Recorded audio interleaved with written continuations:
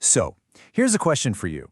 What happens when almost an entire country agrees, in principle, that they should be taxed, but, at the same time, doesn't trust the very system that's collecting those taxes? Today, we're diving into this incredible story of civic duty, fairness, and what feels like a broken trust, all coming from the 2025 Zimbabwe Tax Perception Survey. Right, let's kick things off with this really powerful idea from the report itself.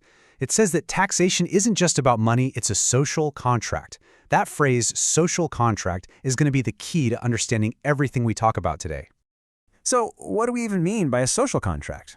Well, it's actually pretty simple. It's this unspoken deal, right? We, the people, we agree to pay our taxes, and in return, the government agrees to use that money for the public good.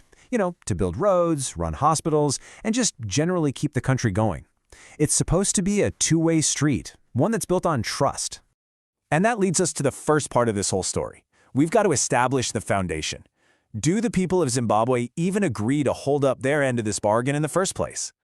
Well, the answer here might actually surprise you. You add these up and you get a massive 82% of Zimbabweans who either totally or somewhat agree that yes, the government has the right to collect taxes. That's a huge majority.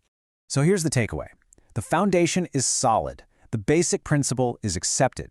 People aren't really arguing against the idea of taxes. In theory, they've signed on to the social contract. But, as we're about to see, what works in theory doesn't always work in practice. Okay, so how does this widely accepted principle actually hold up when it's time to pay up? Well, this is where we start to see the very first cracks appear in that contract. Now, on the surface, things look pretty modern. You've got a solid 60% of people using Zimra's new digital tax platform. That suggests, progress, a move towards being more efficient. But here's the twist. Even though most people are using that digital system, more than half of them, a full 54%, say that filing taxes is difficult. So the technology is there, but it's not exactly making life any easier. And that's our first real point of friction. And this is where that friction really starts to build. Almost half the people surveyed believe that only a few of their fellow citizens are actually paying their taxes. Just think about that for a second. You're struggling to use a difficult system, and you suspect that you're one of the only ones even bothering to do it. This is where the story takes a huge turn. Those little cracks of inconvenience and suspicion, they're about to widen into a giant chasm of perceived unfairness. This is where it gets personal. Just look at this number, 88%. Let that sink in for a moment. That's how many people feel. The amount of tax they're being asked to pay is just way too high for what they can actually afford. So the contract doesn't just feel difficult anymore, now it feels fundamentally unfair. And it's so important to remember that all of this is happening in the real world, inside Zimbabwe's very complex economy, with its mix of formal businesses, bustling street markets, and all the different currencies. So, who do people think is shouldering this unfair burden? Well, the perception is pretty clear. It's the formal businesses and just ordinary citizens like them. They're the ones seen as carrying all the weight. And here we go, this is the other side of that coin. A staggering 79% of people believe the group that's dodging taxes the most are the informal traders. So what you get is this feeling of a two-tiered system. One group pays their share, while another group gets away with not paying. And now, this slide adds a whole new kind of explosive layer to the story.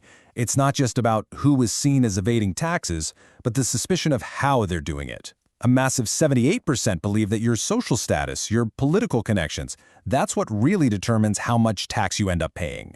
And right here, this is the climax.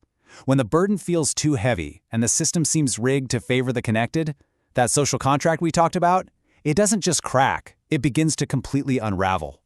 That deep feeling of unfairness is made so much worse by a sense of total powerlessness, and that's represented by this next number, 84%. That's how many people feel like they have absolutely no voice, no way to change the system. When you feel like you can't influence the rules of the game, that feeling of being trapped just gets deeper and deeper. You're completely locked out of the conversation. And here's one more number for you, and it might be the most important one of all. And you'll probably recognize it, 88% again. But this time, it points to a total collapse in transparency. This is where the government side of the bargain seems to be falling apart.